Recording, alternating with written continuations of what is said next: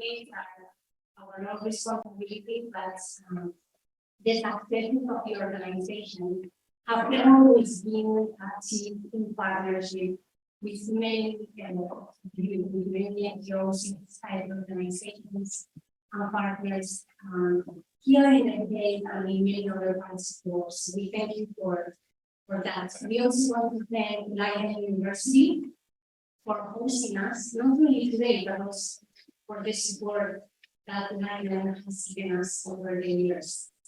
For 30 years, REST has played an important role in ensuring the rights of victims, in seeking accountability and reparations for international crimes, nationally, regionally, and internationally, in proceedings in international context.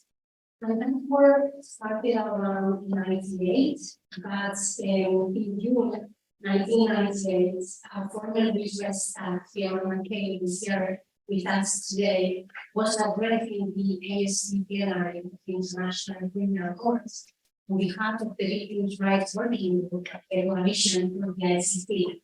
And in that context, noted the following: there will be no justice without justice for victims. And in order to do justice for victims, the ICC must be empowered to address their rights and needs. And a month later, the most was adopted, setting up the first international court where victims who participate directly in proceedings and also offset reparations.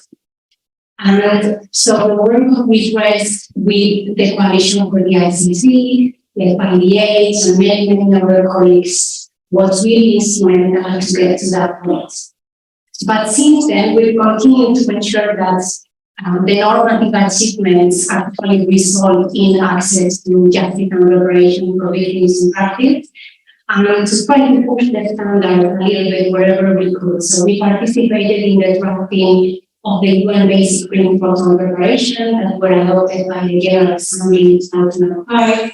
And more recently, we've been pushing for victims' rights to be recognized in the conventions, against Crimes of Humanity Convention, and also the Mutual Legal Assistance Treaty from my colleague Julie was recently in Slovenia, where the treaty was negotiated with many colleagues in the room, and we managed victims' rights language included in the convention. But it's not only about the normative framework, we then have to make sure that it's implemented in practice. And we've done this through strategic litigation, nationally, regionally, and internationally, as we REST. But we realize that none of this has been enough. It's really not enough. We work with many victims and communities that still have a challenge to access justice and reparation for many reasons. Some of them are not aware of their rights and do not exercise those rights. Some of them have not access to support to help them in the way of achieving justice and reparations. Accountability is absent in many contexts. There is lack of political will, and even in those countries where eventually we get either international decisions from UN treaty bodies or courts or from national courts. Even with those decisions that order reparation for victims, those decisions are not implemented. So it's a big challenge. So today we want to reflect on the rights of victims of international crimes, looking at the main achievements in the field, but also the shortcomings and the limitations, and also the opportunities that we may see in our respective fields going forward. This event is also part of the REST advisory panel. We will have our chair here, and that is the chair of the advisory panel. And what the panel wants to do is really promote debate and discussion among practitioners and academics and experts in some of the issues that are relevant for REST. And finally, we also need to think together on how to gather public support for this fight of defending victims' rights. We see that, for example, in the context of Ukraine, there has been significant support within society to work with victims, support victims. Unfortunately, this is not the same in other contexts. So we are very much aware of that and aware that everyone really needs that opportunity to access technical reparations. Before giving the floor to media, I want to finish this final remarks by quoting one of the survivors of torture that we have worked with in the last year in a report that we put together to examine what torture really means for survivors. Because there is a definition in international law, in treaties, but this is not what survivors always think. And in the words, this survivor, justice means having an important role in the fight against torture or leaving a legacy which later will be looked on regardless of the suffering I have been through. I have come out of that even stronger, and that's quite a wide group of people otherwise. My own justice would not have my experience define me and push me through a door which is too small for me to fit in. I have built a bigger door for myself, which allows me to enter and come out the way I wish. This was his definition of justice. And I want to now introduce our moderator, Lydia Blauman, who is a Dutch politician and activist who served as Minister of Foreign Trade and Development Cooperation and leader of the Labour Party here in the Netherlands until April 2022. Previously, he began work as a director of manufacturing audit and sees a passion for redress. It's really our pleasure to have you here today, Lilian, and I'm going to hand over to you to moderate. Thank you so much. Thank you very much, Sandra, for all those wise words and inspiration for our panel this afternoon. Welcome to all of you. I recently joined Redress, so I'm not one that needs to be honored for a contribution to the work of Redress. So I want to take the opportunity to thank everyone, many of whom are in this room, who have been with Redress for the past 30 years and have been building with victims, working for victims, and also trying to make the public understand what victims go through and how important accountability is, and that everyone has to have a role in that. So thank you to Redress, I'd like to say that. We will start our panel in a few moments, but let me say also that for many of us on the panel, English is not our first language. For some me, but also for others. Some of us, yes, it is their first language, so I'm going to invite them to speak slowly. And if not, I'll leave it in the eye for encouragement. So let me first introduce who is with me behind this table. Esteemed speakers, and probably for many of you, very known faces and names. First, Mohammed Hassan. There you are. The founder and executive director of the Darfur Network for Human Rights. And I'm sure that all of us are very sad to say that this is quite a timely conversation, looking at what's happening in Sudan, and then also what's happening to Darfur again and again. We're looking forward, Mohammed, to hear from you what you've been able to do to work with victims in seeking justice. Helen Murphy is probably known to many of you. She's professor of international humanitarian law and human rights at the Coaching Center at Leiden University. And she's also a board member of Redress and the chair of the Redress Advisory Panel. That's her role. She's also the director of human rights in practice. And so it's not only teaching not only teaching law and what the law can mean for victims, but she's also putting that into practice, working with, amongst others, people who have been detained in Guantanamo Bay. Fiona Miguel You can say we've been with Redress from the early start. So thanks a lot for all your energy and efforts that you were able to put into Redress. And she has held several positions at other civil society organizations, all dedicated to the defense of human rights. Habib Nassar is the Director of Policy and Research at Impunity Watch, probably also known to many of you, an organization that works with victims and communities who are affected by serious human rights violations. And Impunity Watch wants to ensure their participation in justice processes. Also, welcome to you. Finally, to my left, Deborah, who is Luis Garuso, she's the Executive Director of the Trust Fund for Victims. The Trust Fund is but not part of the International Criminal Court, if I'm correct. Prior to that role, Deborah held a number of senior positions in civil society organizations, including as the Director of the Coalition for the ICC, but also the International Commission on Missing Persons. Also welcome to you, Deborah.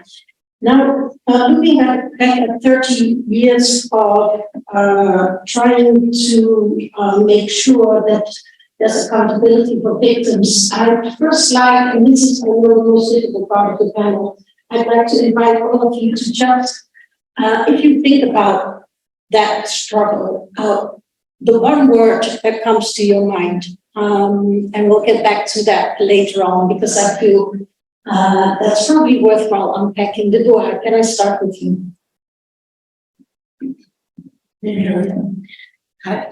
Thank you so much for answering your question. I know that somebody wanted one word, but I have to say thank you for the invitation and for being part of the celebration in this what feels to be an important moment to gather energy. So I think this is what victims say. They use energy and to keep moving forward and putting mountains and just push because they are resilient and they transform that into that energy for us. Thank you.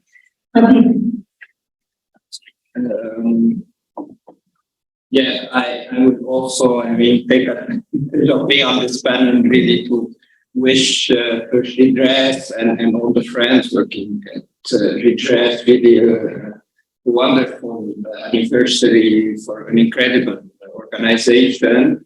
And I wish that the next 30 years would be as creative, innovative, courageous as the past 30 years. And Impunity Watch values very much our partnership and friendship with Redress, and we look forward to continuing it in the years to come. Sorry, not getting yet to the question, but I have to say that.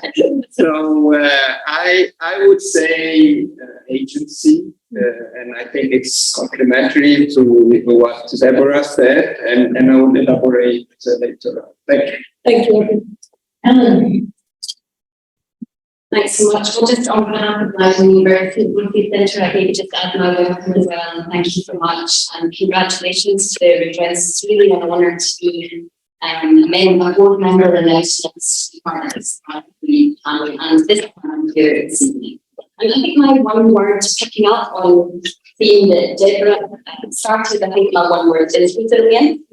Am I allowed to say why, or you don't want me to? Yeah, please go. Yeah, I'll have to say it very slowly. Resilient, and I think I've got mixed feelings about resilience.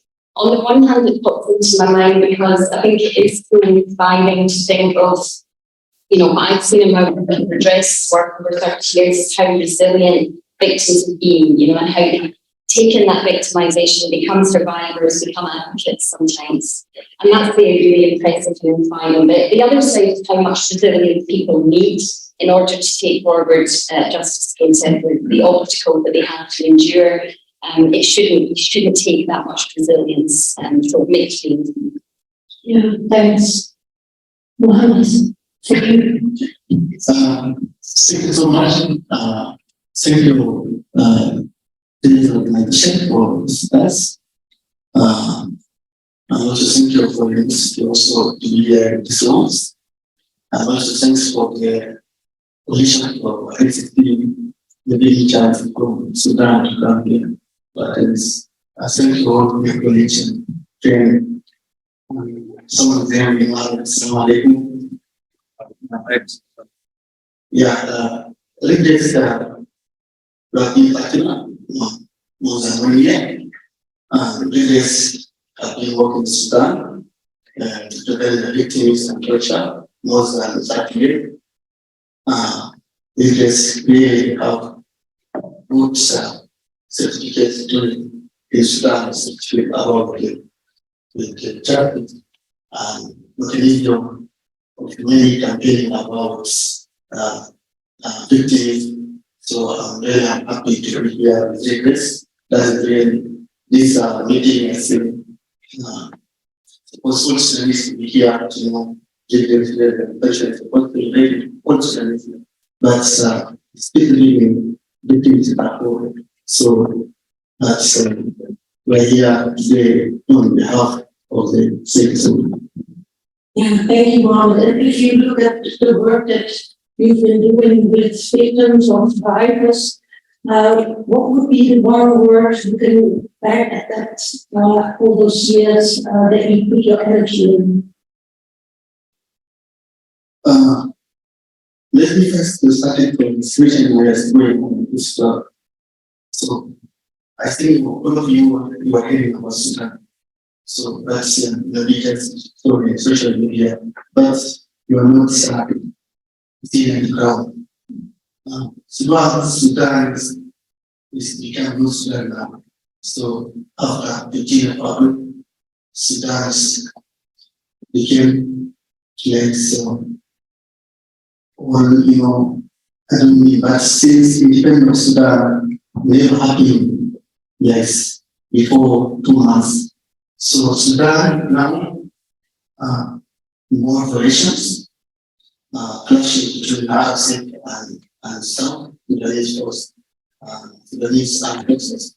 So straits totally of Sudan, the capital Khartoum.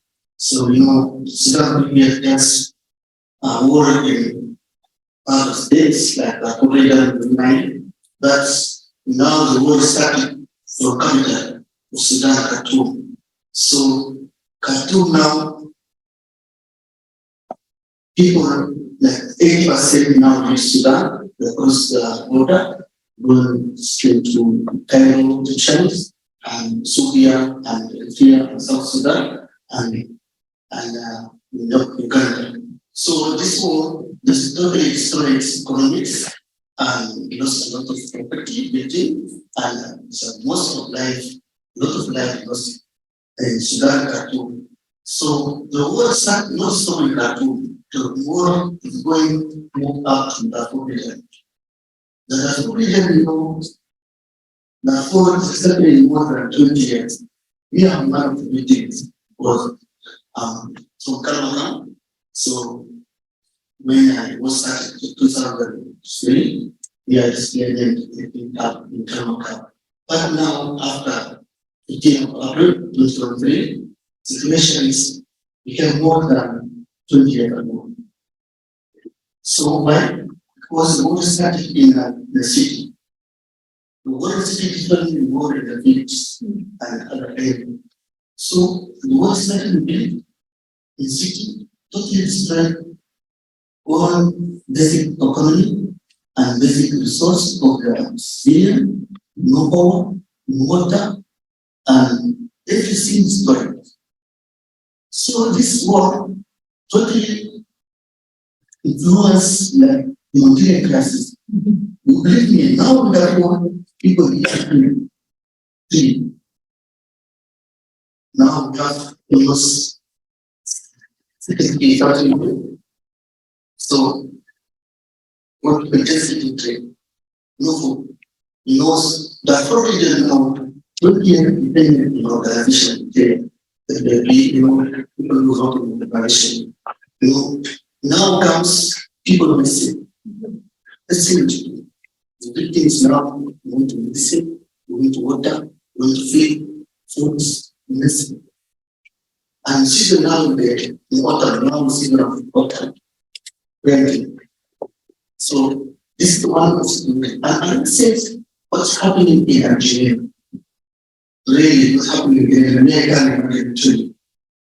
Algeria is 24 April up to 16 of June. It's going to be 20 people died, women, children, people sitting and wheelchair move around and are safe, kill people inside the city, inside the home, destroy the building of the school, or hospitals, or marketing, looting, everything is burned. And people died, more than 2 million people died. Geneva, 80% of tribal Mozambique now died.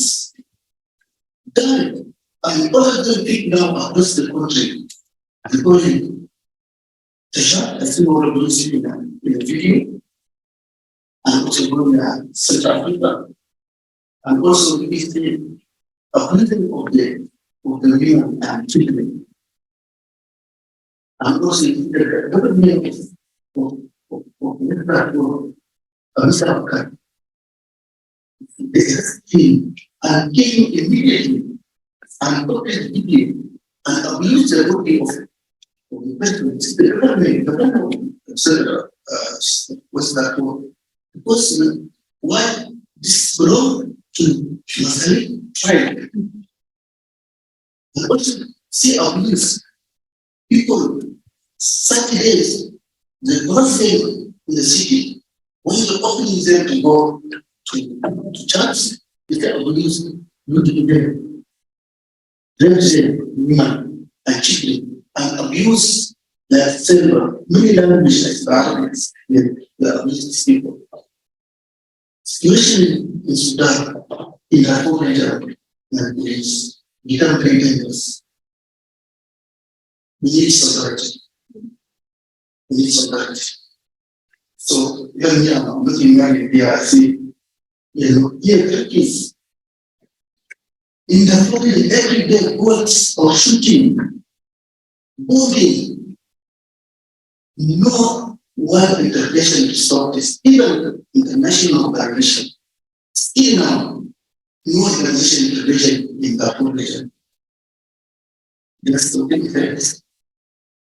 Secretary of UN said to appeal, stop war, then Jakarta and United States, the center has 50 hours, 72 hours, even the militia and RSF and said it will not stop the war.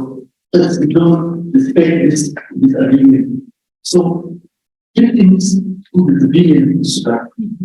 So, let me speak about today about victims' rights. For me, my experience, I see the different from there. Like, we have our cultural different, our geographic different. So, victims of Darfur, I hope today is very good from you guys here. One of the new moments happening in Darfur, in case of the one side and after the command of the now here the reports about the sheep, about the sheep. More than 3,000 victims effective from 2003 up to 2006. So, this is they don't know yes, I just need to know that things announced the waiting for the sheep because Sudan is not part of their own states. But after 2020, the ICT started to better in Sudan. And so they moved the government the no allowance, even the notificates the rule of ICT. And this time, the victim has been served yes, we hear it. People are hearing ICT, right? People are not imagining one day ICT integration is done. It's because where our government not just the role of ICT, and also no ICT not coming integration to see. First, in 2020, particularly so the first time in Kabuga, I'm really happy. This time we're hearing, yes, the international groups, yes, they started with us as well as us. But so this thing, I know. I think now before we start getting about 600 of the victims already the meeting them in the course, but we have 6,000 victims. This is not right. I know. As because my right to have to listen. As because supposed to have to be treatment. No victims. Now in the 4 war 2003, many of victims now have wounds, guns, in legs, in body, needs operation, need treatment. So the victims that was they don't know. What my grandfather killed me. My grandfather, what's right news? Tell me I don't know. Yeah, man. You know, in the food we are farmers. We have a deal of mango or lemon. You know, this is where most of the people in what is our village, if you go that's area. That's area that's people there, the land that's not natives. People village just is like farmers, they have mango tree. You tell me, my son, here I like we want to as a national community, just return my tree and and my bill return back.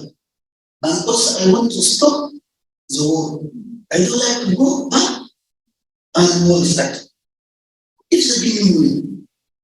We have money before, we have animal, we have cow, we have a lot of money. But lack of security, lack of protection is a victim. So now it's a big one now for this victims. So again, you know Sudan, or the 4 million we are targeting. We are targeting by our nation, by partner, fighting, our country become targeting. So no peace. So victims need accountability for justice.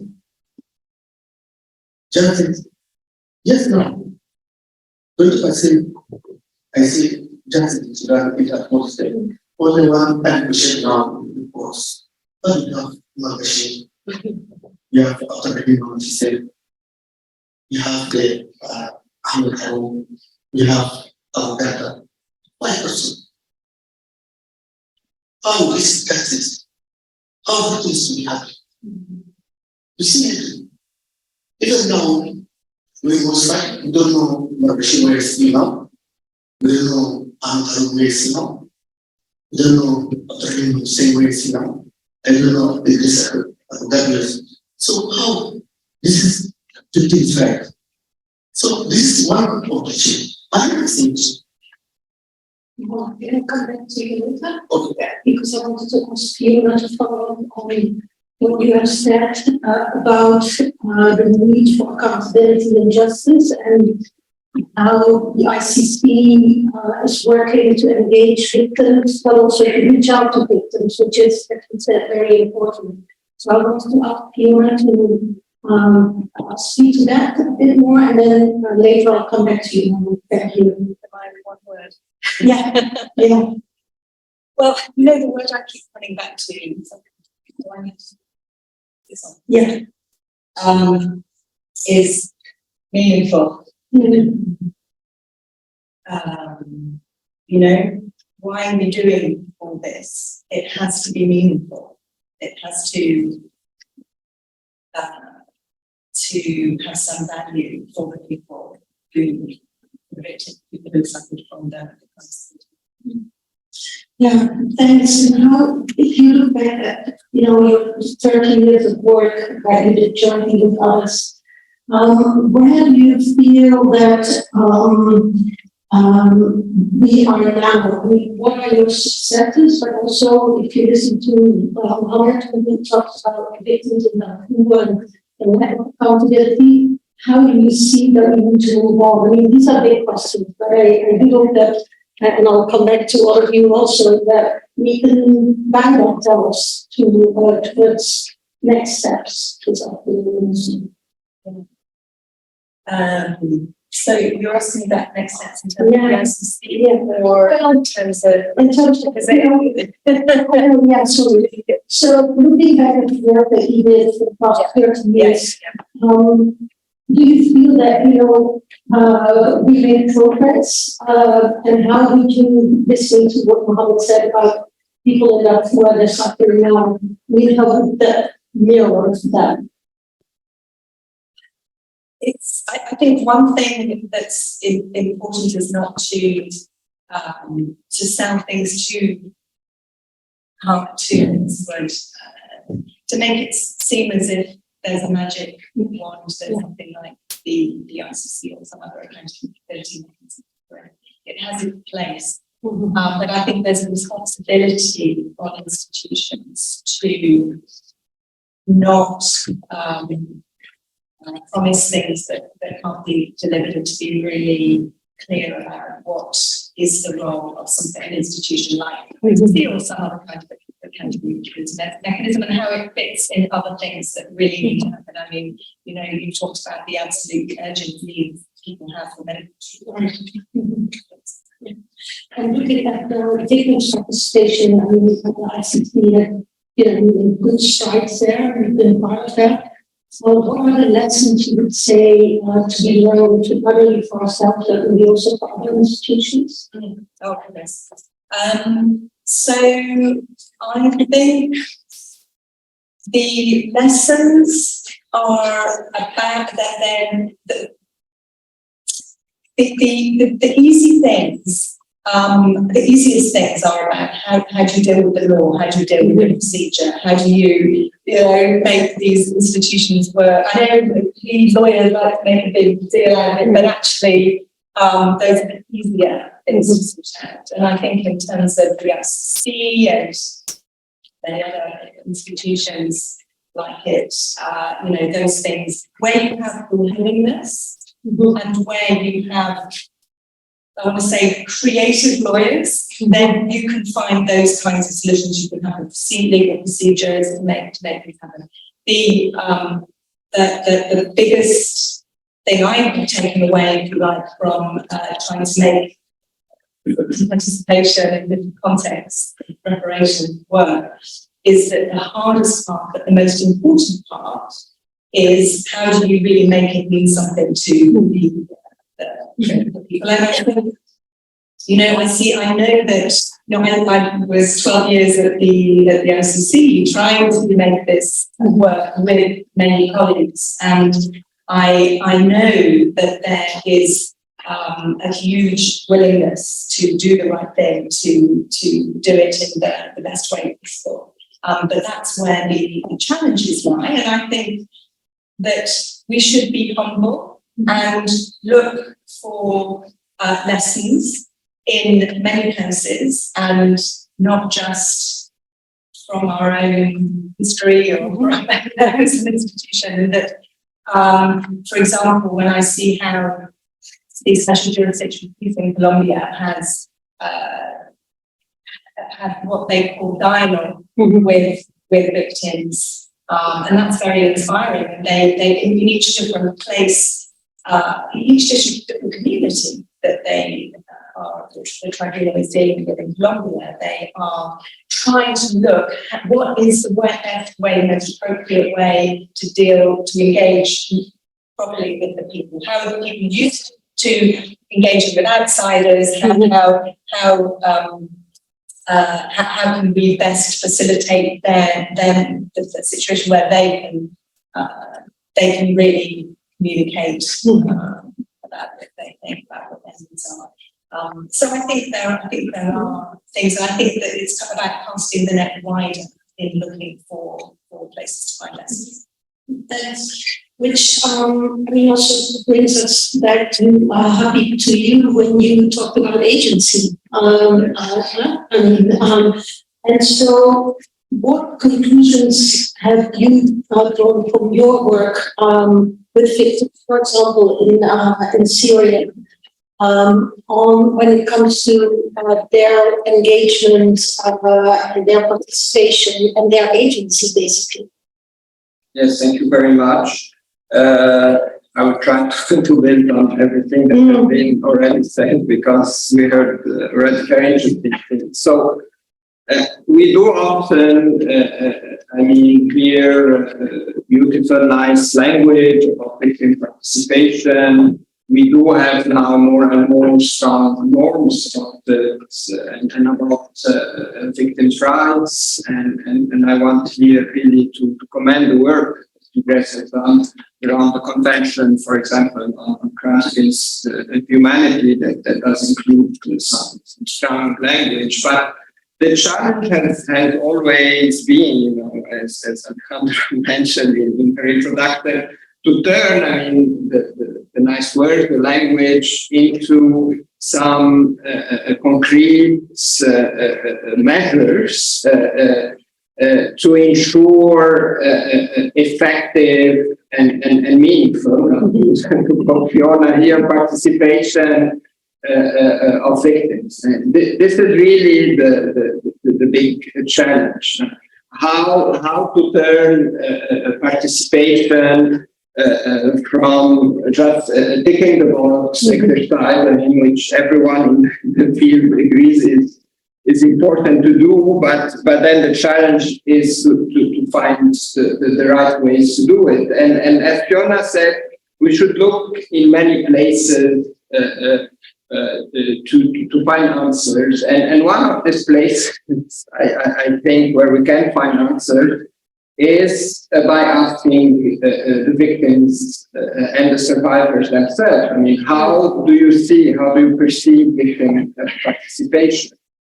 I started my career really as a fresh graduate out of school, working with families of the disappeared and missing in Lebanon, and I still now in my country have the privilege to engage with victims in Syria, as you said, and elsewhere.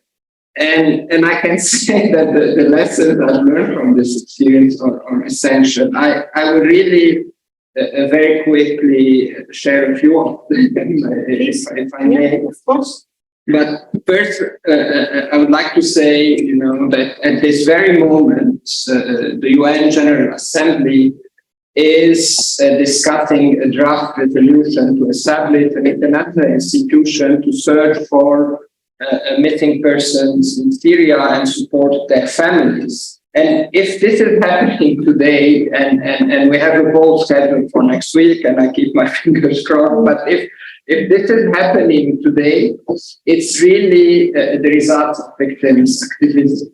And there they started to this Syrian victims organizations, families of the disappeared, survivors of detention, started to come together to organize, to mobilize, to build alliances, to advocate UN institutions, to advocate UN member states, and to manage to get a draft resolution, which hopefully will be turned into an effective or a resolution. And here it tells us a lot about their energy, and Deborah said, their resilience, and their agency. And really the quick lessons really that I could draw from this is there's a lot of power among victims organizations. We shouldn't just be looking at them as, passive beneficiaries of support from our organizations or from international justice institutions. many of them, not all of them, of course, see themselves as actors of justice, and they see themselves engaged, in justice effort from day one, in activism for justice, and not only once the institution is established, and we come to them and say, okay, those are the ways you get involved. No, I think it is key for them to be able to shape what sort of justice responses they want. And in the Syria case, it was a turning point for them and for justice in Syria when victims started to organize and to voice their demands, because until then, which is something that probably happens like 5 or 7 years ago, when it started they started to mobilize. Until then, the focus was very much on criminal justice, which obviously is key and important, and most of victims are supportive of that. But the right to know of the families was kind of left out of the whole efforts of the Syrian civil society and of those supporting them in the international community. And the moment the victims, the families of the disappeared, started to voice their opinion, they said, okay, we also have the right to know, that needs to be taken into account.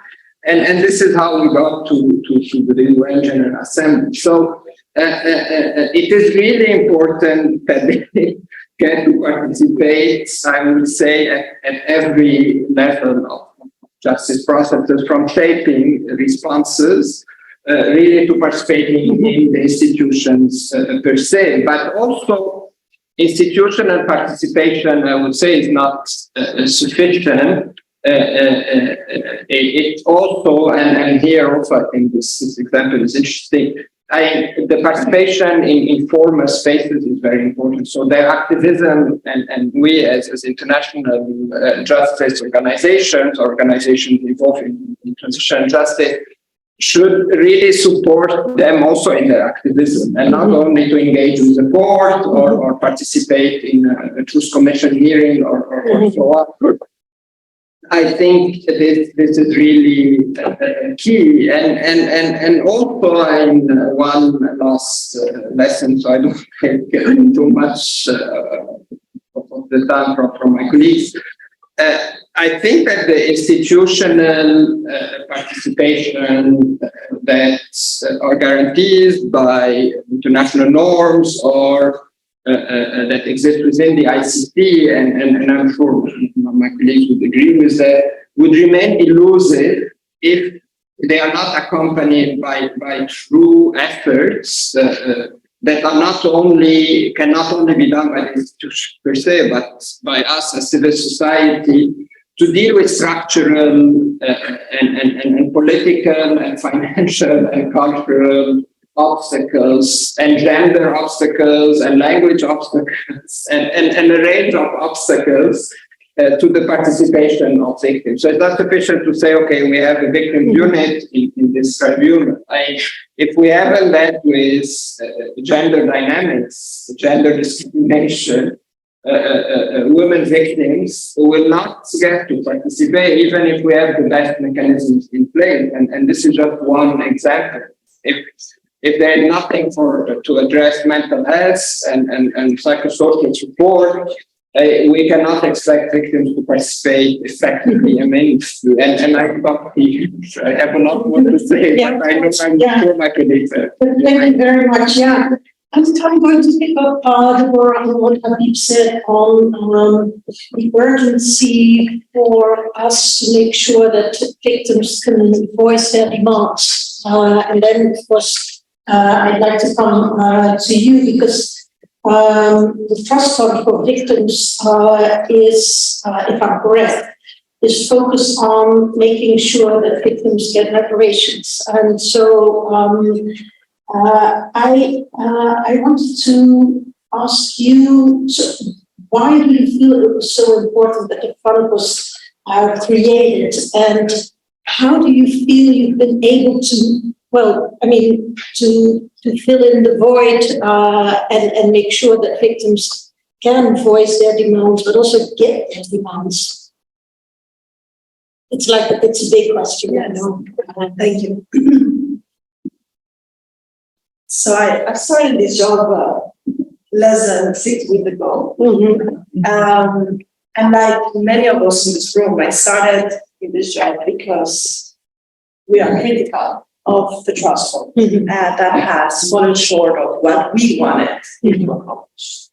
And it is really an honor to be here in this room, and I feel completely misplaced because I should be there listening to many of those that are in the audience that know much more about this than I know. Together, don't be so. No. It is true because it is through collaboration. It is through expertise. We have people here with women that have shaped the Rome Statute with their bare hands and writing the words, and then others who have made possible the political mobilization, the civil society mobilization.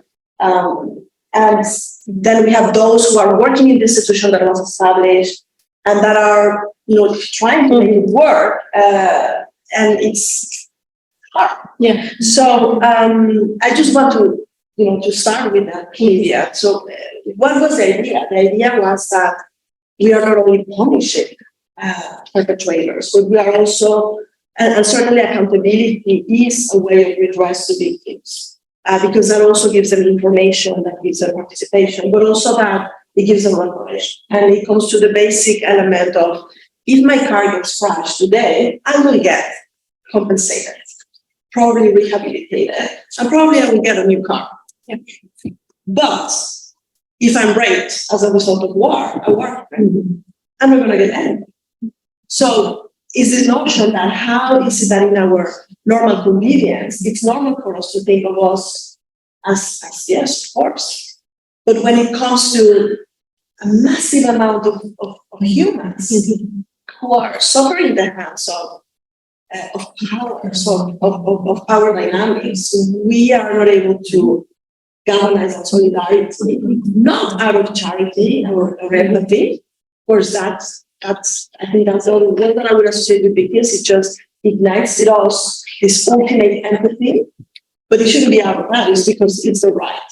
It is about the right. So that's why the trust fund was important. I mean, the trust fund was established because it was important to galvanize the resources to make available for the benefit of the victims, reparations, and other modes of initiatives that would benefit them. It could be anything. It has been one thing, which is called assistance, but it could be many other things. So that's why it was important, and I think everybody in this room wants that out of it.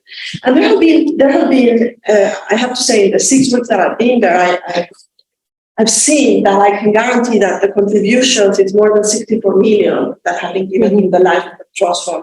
I'm actually doing very meaningful things, many meaningful work, a lot of lessons, but there has been a divide in terms of, how much information we get, how do we understand how things are done, how much, those who build the institution are able to contribute, how accountable is the trust to the outside.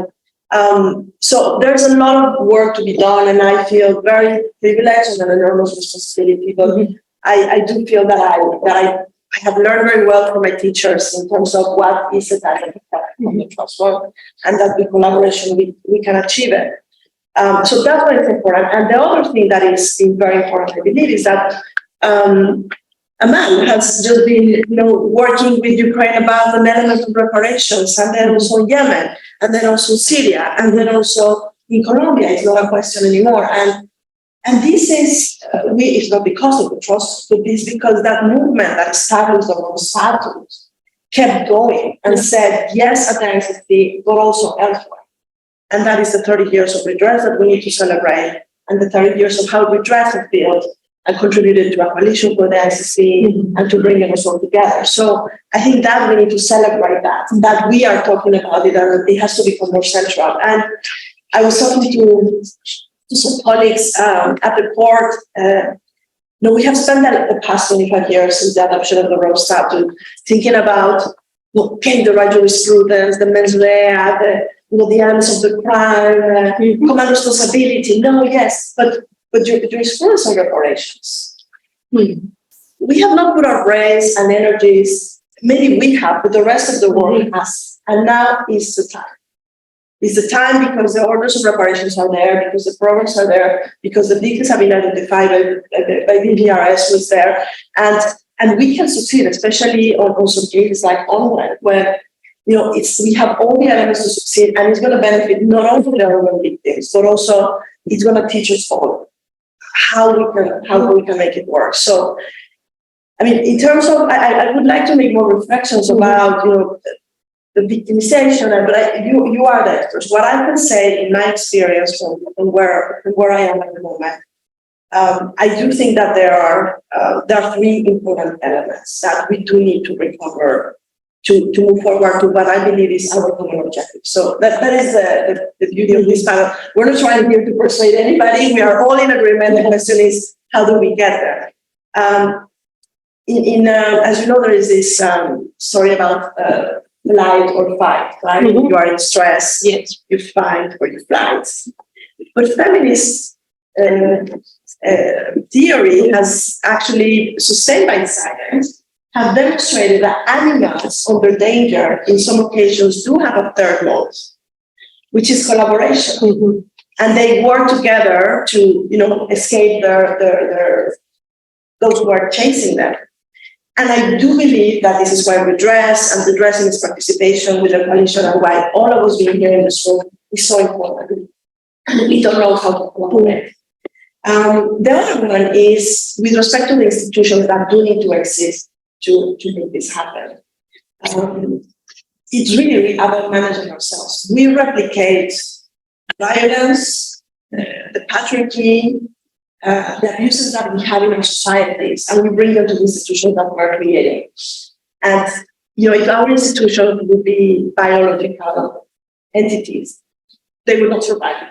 We as humans were beautiful, and we evolve, and we become better, and our institutions will not become better. And that's the challenge. And I don't think anybody has the answer, but I do believe that collaboration can really go to a great length, and civil society has been successful because of the collaboration. Mm-hmm. And I do believe that it's a time that inside of the institution we explore that mode of working, which is so strenuous, and states are taking, big powers are falling apart, and that is really the big mystery, because it is institutions in whatever shape you want them that will be able to deliver to a vast majority. It's about the magnitude. It's not about the principle. It's about that the victimization is enormous. So this is why I want to celebrate that we're here, and that we can maybe look forward to a next summits driven by the dress and the knowledge. So we'll let you know what we want. Thanks. Yeah. Helen, talking about redress, you've been working as a strategic litigator in many cases. And so, how do you see strategic litigation as a tool for, I would say, to fight victims' rights? I mean, how successful has the tool been? I mean, which is also a very big question. And where do you see options to engage victims more, not only to give them more agency lately? Yeah, look forward to your fantastic. So I hope you're all sitting comfortably, because I think that I teach a whole course on litigation, so we're going to have a second session now. Different you thought. I think it's important to see, the role that strategic human rights litigation plays alongside the role of all these other processes. I think that we're continually coming back to what's the role of litigation within, broader processes of hopefully transformation, but broader processes of pursuing change. I think one thing to say about the role of human rights litigation is I think it is important but limited. So I think it's important that we keep perspective on it. I really like this idea about not overselling. Yeah. And I often feel that way, actually, as someone who does human rights litigation. When I go and talk to other people, I often feel like this second-hand car salesperson, that I'm trying to sell. And I'm not trying to sell this at all. In fact, my view is that, very often litigation is not the best tool to use, actually. There may be other solutions that are less costly, that are faster, and are more empowering, actually, for people there, rather than a litigation process that that can be quite the opposite of that actually for people. So I think we have to be careful when it's used, and we should use it selectively. I do think it can be important, and I think it can be important when you said successful, in lots of different ways. I think it's about managing perhaps their expectations, as we said before.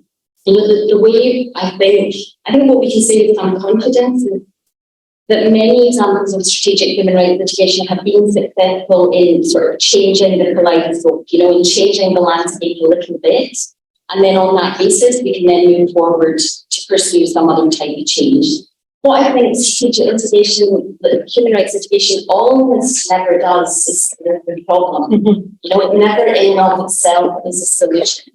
And I think when victims, NGOs and others go to court looking for a solution from that process, that the danger is a dangerous process. But I do think you can do lots of different things. I think of course in very concrete ways you can provide compensation, which is certainly not what's been the most important thing for many victims. But it is also really important concretely in enabling people to re-establish their life, right? To give people agency, right? That sometimes money really helps to do that. And then, of course, lots of different concrete ways I think it can make a difference. I think also the power of the process for victims, which have also been alluded to by several speakers, it's something that we need to really reflect on. I've definitely seen in my own practice processes that have been empowering for victims, where, just sitting together, coming up with a litigation plan, pulling together all that evidence, deciding that you do want as a group to do this, can be an empowering thing. It can provide information, it can bring facts to light, and it can also, I think, be something that socially is really important to bring people together. It can also be the opposite, of course. But the process also in the way that we conduct our litigation, are we really hearing victims? Is it meaningful litigation? I certainly think in human rights processes, what I like about them is that they are really victim-led, survivor-led, right? These are people who bring their own cases against states to reassert their rights, and that's, I think, very, very powerful. But look at the way the actual litigation is conducted. Where are the seats for the victims of the courts? Who is actually heard inside the court and outside the court? So I think there are many challenges and limitations to make, to realise the potential of human rights litigation. But it definitely makes a difference. It just doesn't solve things, but it definitely changes the landscape. It's shaped the law, human rights law, it's shaped through litigation.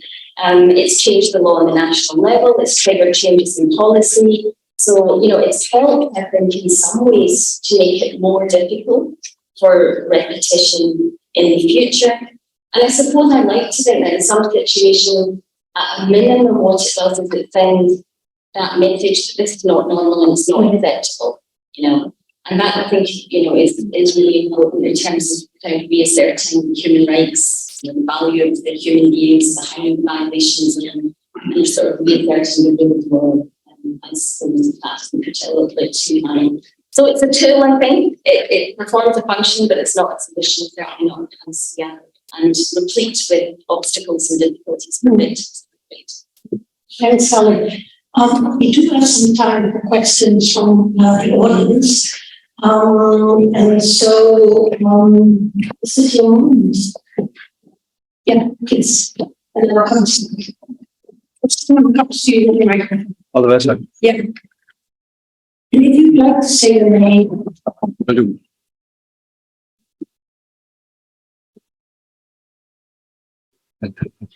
It's being thought. Yeah, those ones are. So, good evening. Philip Ambach, my name. I'm Fiona's successor in heading the Victims Compensation Reparations section at the ICT.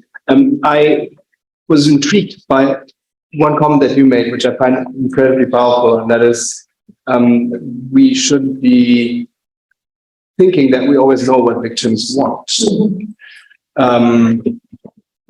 And now looking at the way how the ICC operates, I think that, we can say a lot about how we make the system work and how we've sort of now come to the fine-tuning of certain things in terms of really making it a functional system where the word meaningful actually plays a big role, at least for sort of what I consider to be my job in the past couple of years. Now, my question, do you think, in particular the two of you, but I guess the entire panel, do you think that the ICC is actually, through in particular the way how the chambers handle reparations and how the reparations orders have become standardized, are still being litigated, but have become standardized in terms of the minimum content?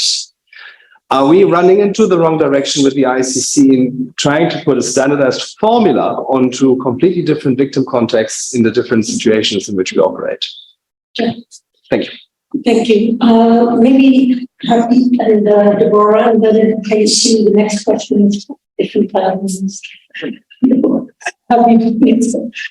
Yeah, I would say that anything standardized is problematic by definition, because human beings are not standardized and victims are certainly not standardized. So I think that the elements of shaping them really in coming up with what is right for them in terms of preparations is essential.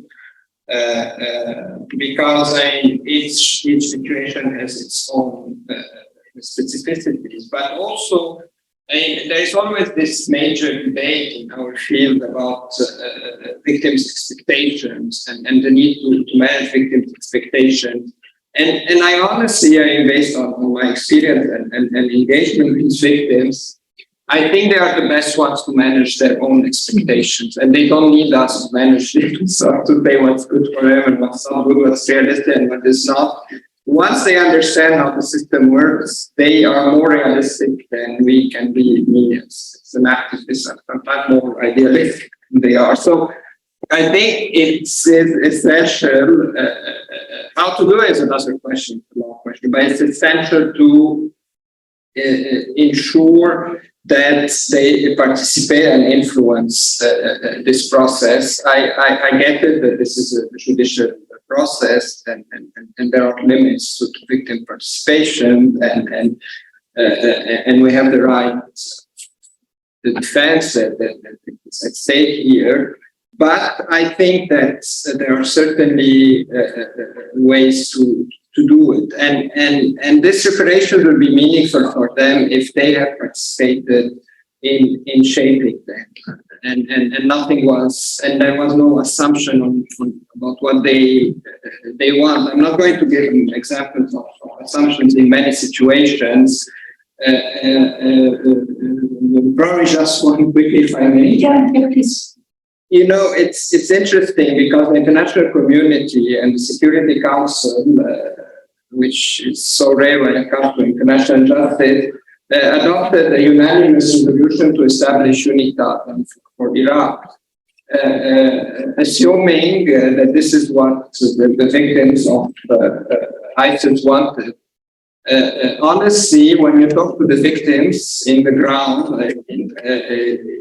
they feel that this is a completely, first they don't understand what it is, and secondly, it's very remote from their day-to-day lives, and the need, for example, to have them go back to their homes. And I think Muhammad alluded to that in his intervention. They are dealing also with the issue of those who went missing as a result of ISIS action. So no one absolutely asked them to be very honest. It was a decision made at very high levels with zero victim participation.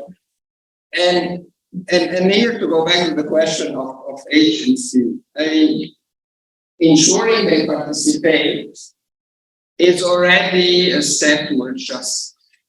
If they are excluded, this is injustice towards them. And perpetrators wanted to silence them. I mean, we cannot keep silencing them through the justice process. Thank you, Abby. Deborah, you want to reflect on the question? Thank you. Thank you for the.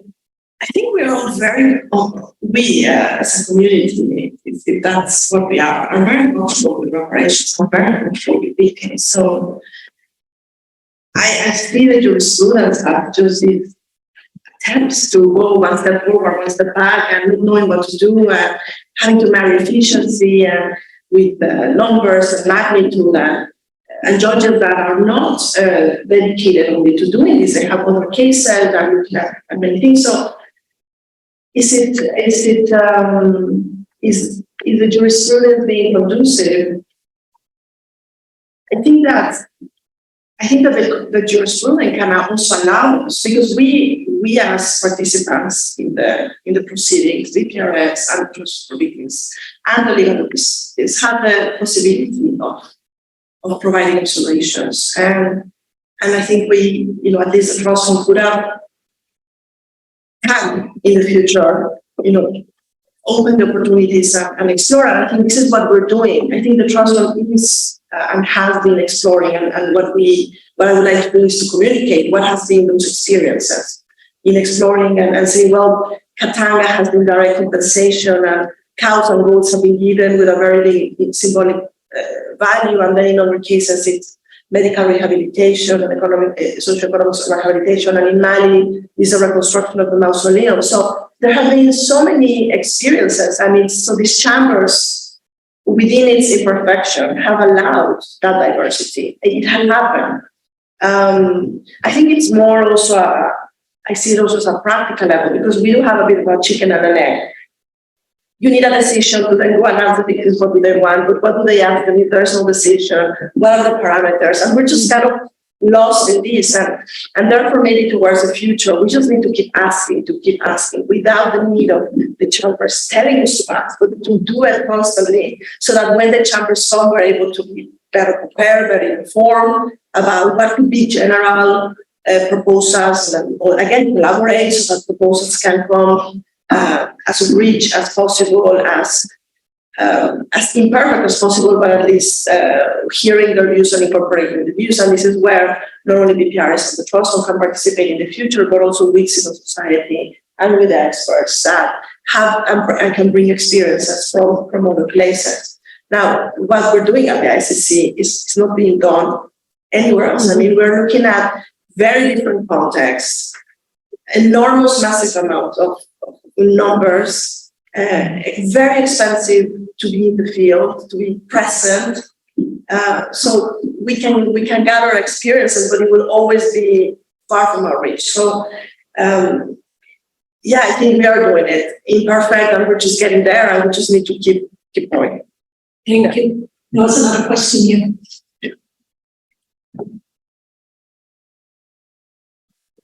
My name is Luis Rodriguez, and I'm the of the Office of the International Development Organization for the last 17 years now in the SEC. Various classes. I think I have a question because I would like to challenge the main critical images of the statement into the type of responses that we provide. It's using the typing for the verb from the beginning and the release of forecasts as an example. We heard things, the response to be collaborated, they have to respect the victimization, they have to be responsible, they have to be meaningful. It has to be sustained. It has to last in time. Once the pain and the suffering is non-political, once the donors are mainly already as interested as they used to be before, once public opinion seems to have normalized the pain and the horror and the suffering. And if you look at the story of the government, there's a perfect example. When the crime started in 2003, there was the first speaking of the referral, big announcement and reaction. There's the prosecutor, warrants for arrest and all. And then we ended up in a plateau where nothing is happening. There's no pushing, there's no operation, there's no evidence, no investigation, basically no case stuff. You're still going back to the Ministry Security Council to say nothing is really happening here. We're getting an operation here in Madrid's probably Canada. This is something we're going to see stop. Over time, but here becomes, again, the respected statements. So it's the efforts progressing start to fade away. Reality based on and now basically based on we can do business. Every year, the same group of business go back to the Security Council to give the report of the system. Every year, there are more and more. Every year there's less people around them. Every year there's less organizations happening them. Every year happening them. But I don't know if it's supposed to be the person we're going to progress. It's really constant, but we kind of think that this have no budget, they have no cooperation. What happened with this support was just really liberation. It's some support. The big thing said, I'm going to pay us. Now, fast forward. Now, what has happened in Ukraine?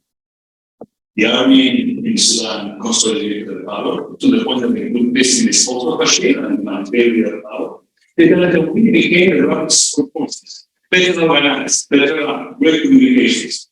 They're having that food, doing things that 20 years ago we would have never done. That will get from the servant on the ground, they will get from the right one instance, we get from the they're doing things and they were not able to do this. So they made this one recipe. They were receiving all this time. They were on their own. So how do we make sure that we don't fail against it? What can you do to make sure that what's happening after the victims not work doesn't happen to the next generation?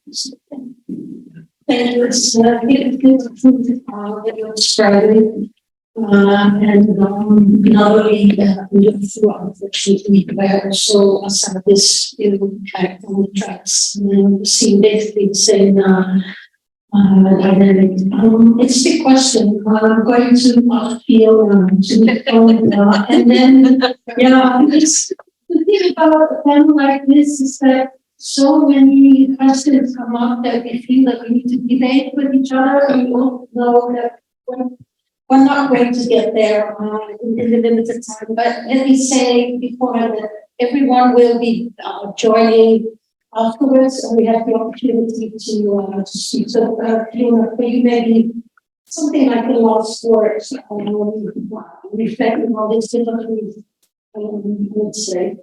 Yeah, I mean, one thing, okay, yeah, you're talking about political will and big state politics, but one thing I would like to, I wanted to float is an idea that there maybe could be something like a little bit more of a formalised way for victims of violations to address the international community. NGOs have consultative status, NGOs have observer status for the ANC, for example. And I've seen one or two instances where if you create an environment, some kind of scenario where victims can speak directly, and Nadeem, I think, touched on this bit as well, you can see the impact it has, and not just to listen, and also not in a way that puts people on the spot that have to sit in front of a panel and speak to a large audience. I think there needs to be some creative thinking about how to do that properly, so that there can actually be some kind of a bit more formalised and institutionalised channel. I'm talking about, entities like the UN Human Rights Council and maybe the ICC when it's considering new policies and this kind of thing. But I think there were to be some way to do it, then I think that that maybe developed in one forum, then that could be taken up in others. It's not a direct answer to your question. Can I say a last word, just as the long-term person, the person with the long here, having worked with redress in the 90s and then at the court, that I feel very proud that redress, the work that redress has done over 30 years, and to have been part of it in the beginning and to see it going from strength to strength. And I think, just to start off and to finish on a bit of a more positive note that, and I think Deborah also was trying to do, but, we have to think about the positives and the things like, the collaboration, but the frameworks here that we want to share. Yes. I think we're ready to close. Many of us have a lot to say. Thanks a lot to everyone at the panel. Thank you very much for sharing your experiences. I do hope that all of you will stay and that continue to engage with each other. I mean, being like a relative outsider to this legal audience, I would say one of the achievements that all of you have been working on is that we now think of victims in terms of survivors, people in their own right who do have agency, not because they are granted agency, no, because they have it. And so with all legal frameworks and institutions that have been, relatively successful or not, I think putting victims in the forefront of our debates and make sure that survivors are employed is, I think, a great achievement of all. So thank you for that. I think we're going to turn, sorry, Mom, you want to, yeah. Go for it. I have only Yeah. a question. Yes, please. This question I think to speak to the human rights team about victims in Canada. We know you are working as a victims, but I thought of the gender roles. So I know most in one world you are affected in my children. So when I see now, I think case now a question. So I'm not seeing women by sex in this case. So I see this with the authorities now the question where it's positive from that world. We see humans to be part of this case. So women needs to be close to them, the organization. I know they have right to write the voice and to remember first. I think it's very possible that so you have to give account to women in that form. Or it's have rights to activities to participate in those. So this is the question really I want to know and this focus on this. And so this is really a little bit in case of the poor women's notes. I know 100% victims. Yes, can present the circumvent the sexual rapes. I know that they don't have lucky to be safe. So I see this is the chance for message to leaders, SEC, please focus on this issue. Thank you. Thank you very much, everyone. Thank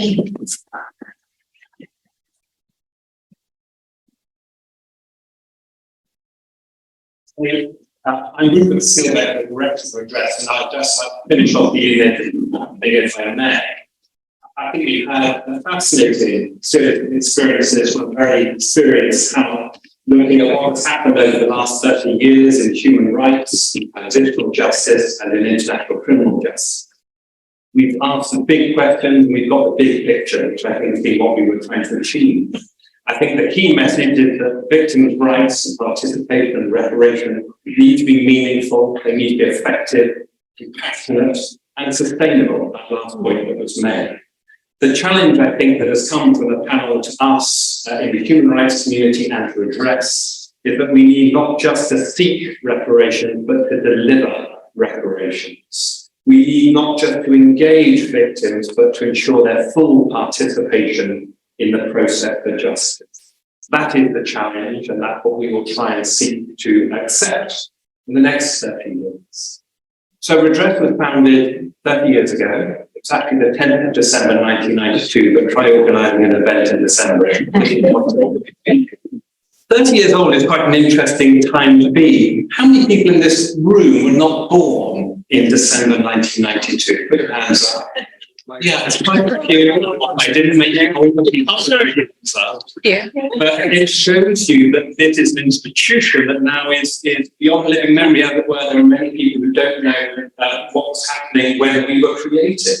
But to tell you the story of how we were created is the story of a man called Keith Carmichael. Keith was originally an officer in one of the Guards regiments, wearing the smart uniforms. When he finished in the army, he became a businessman in Saudi Arabia. where he was arrested on a fraudulent basis and put in prison if he wouldn't pay a bribe. He was then tortured in prison to try and force him to pay that bribe. So badly that he ended up breaking his back. When Keith eventually was released, he came back to the United Kingdom and he realised that there was no NGO set up to bring a legal claim for compensation when he had been tortured. There were many other NGOs we work with all the time, but this one did not exist. And so he set it up. And Fiona was there in the very beginning, 95, a couple of years afterwards. And a lot had changed in those 30 years. It started as 3 or 4 people working in a small office. And we then set up 16 Redress Netherlands 5 years ago to ensure we have a presence inside the European Union, as well as ensuring that presence in Hague. And now we're at 35 staff based in London and The Hague. Our other birthday comes up on Monday, which is the 26th of June, which is the United Nations Day for Survivors of Torture, which we all always celebrate as best as we can. Redress tries to bring together the anti-torture movement with the impunity and reparations movement. And we'll be pleased that on Monday we'll be announcing in Brussels the new United Against Torture Consortium, which will bring together all of the main anti-torture NGOs for a multi-year commitment from the European Union to support the anti-torture movement globally. Our work is about generational change. Keith is still alive. He is now a very crippled old man due to the torture that he suffered, but is still very interested in knowing what we are all doing. He's very interested to know that this panel is going on this evening. I want to thank you all for coming, despite the inclement weather, as we like to understate things on my side of the channel. I want to thank in particular our able moderators who kept us all focused on what we need to cover, but also brought out such interesting observations from the panel. And thank you for the panelists for giving such a broad range of your experiences. My thanks also to the Leiden and Droschke Centre for hosting this evening's event and for their staff for facilitating it, and the Redress staff who've been so helpful with that as well. We now conclude the evening, and as long as we are exactly on time, very kindly, again, thanks to Leiden University, we'll have drinks downstairs to raise a celebratory glass to celebrate 30 years of Redress, and also to thank you all for your contributions. Good night.